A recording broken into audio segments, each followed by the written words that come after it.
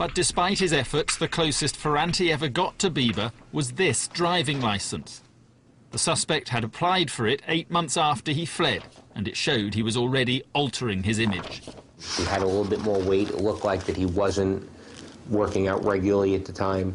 His hair was permed rather than straight. So, I mean, he did try to, it's obvious that he did alter his looks. If Bieber was going to evade the police, he needed a different name to go with his changed appearance. He searched graveyards for an identity to steal. The name he chose was Nathan Wayne Coleman, who had died in 1975 at the age of 6. Using the young boy's identity, Bieber successfully applied for a birth certificate and a passport. Along with a new name and a new image, he was able to head for a new country, Britain. You're robbing an identity of a child who lost its life. He was that desperate to get out of here. I believe that everything he did was very well thought out. All Bieber's meticulous planning paid off. For 8 years, he had evaded the American police. What's your country of birth then? How long you been in country? But in December 2003, his lies had finally caught up with him.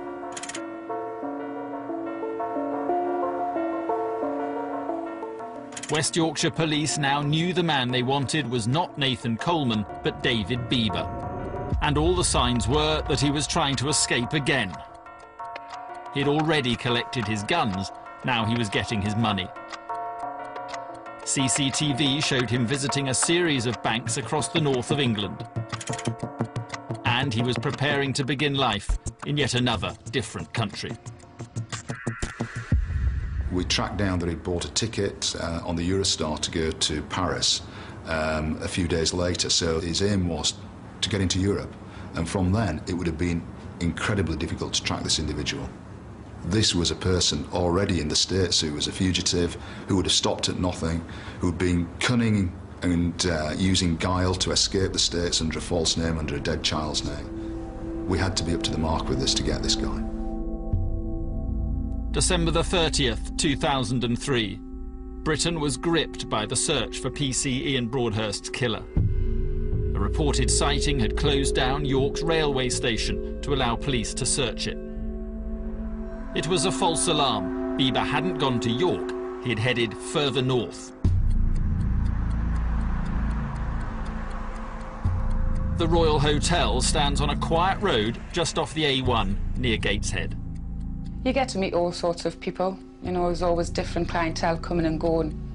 Basically just different sorts of people all the time coming and going. It was almost empty apart from the manager, Vicky Brown. A couple of hours into her shift, she signed in a new guest. He come in with big old-fashioned glasses and a big woolly hat. He just looked strange.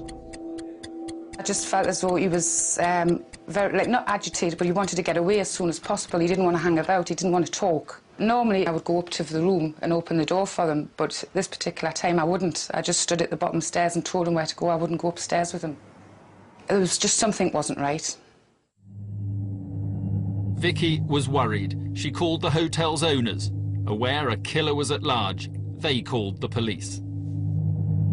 Call me at phone, this is there's something queer about him, you know? Right, so the staff there all night? She's there, yes, she will be there, yeah. And how long is he booked in for? Just one night. As Vicky waited for the police in the empty hotel, she realised she'd seen this man's face before. There was newspapers behind the bar, so I just picked it up and I was reading through it, and obviously I got to this page and I seen that picture and the piercing eyes. I just remember thinking, looking at him, thinking that's the way he looked. Doesn't matter what angle you look at it from, they're just staring right through you. They're just piercing, they're dead. So I just got a pen and I thought, could it be him? So I sat and drew a pair of glasses onto the face and put like a beer towel over his head, and it looked very much like the guy that checked in. I just could not believe it, that I'm sitting down looking at this guy and he's like staring back at me, and it was like 10 hours previous when he was standing in reception staring at us. It was the same eyes. You know, what was he like? What background? What was he going to do? Vicky was alone in a hotel with a desperate, dangerous man.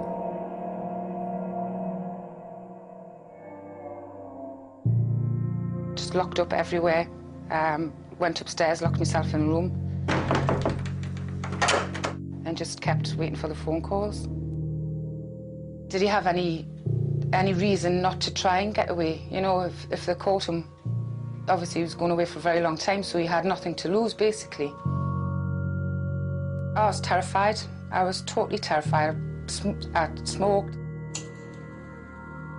It was Christmas, so when the heating goes off, the building cools down, so it creaks, and what's that noise?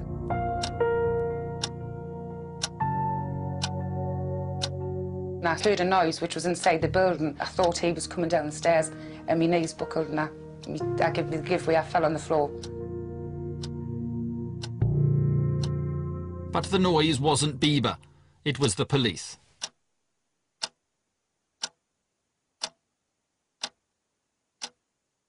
It is an unusual hotel to go to, but if you wanted somewhere quiet, you come to the right place.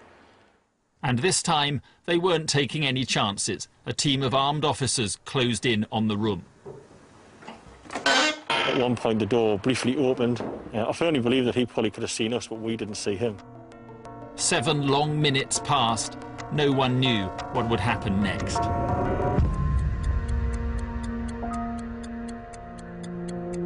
I think that David Bieber weighed up his odds there. Can I get out of this hotel room alive? And I think he realised the answer to that question was no. Bieber walks from the room. We're going to lie down on the ground. You move his hands away from his body. You instruct the person that when we are going to search them not to make any sudden movements, or they may be shot. And at that point, you replied you wouldn't shoot an unarmed man. That just sums up the individual that we're dealing with. This is a person who has no thoughts of anyone but himself. Bieber's hair was dyed bright ginger, yet another attempt to disguise himself from the police. But his 8 years of hiding and scheming were finally over, and now it was him who was at gunpoint as he was taken to a high-security police station. I could not believe that this man had been arrested and nobody else had lost their life. It was absolute relief. David Bieber shot and killed 1 unarmed officer and nearly killed 3. So that's the measure of David Bieber.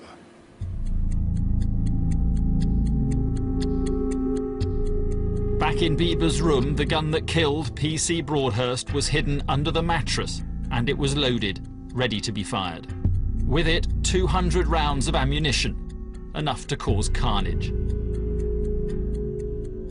He was prepared for anything, and you know, he would have shot his way out of there had he been given a chance. But that wasn't all. There were 4 American birth certificates in different names, a set of passport photos and a list of names, all from the UK, all people who had died. He was using everything in his guile and craft and cunning to avoid capture, and he'd successfully done it from America. He was looking to do it as well from his latest crime here in England.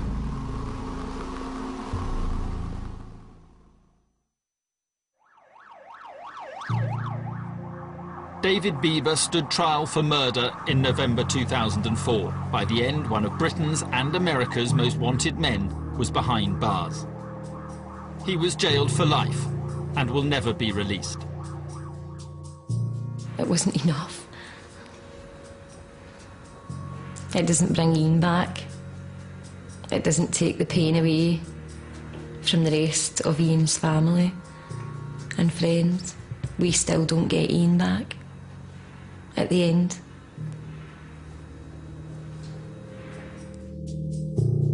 But even in his cell, Bieber's still plotting.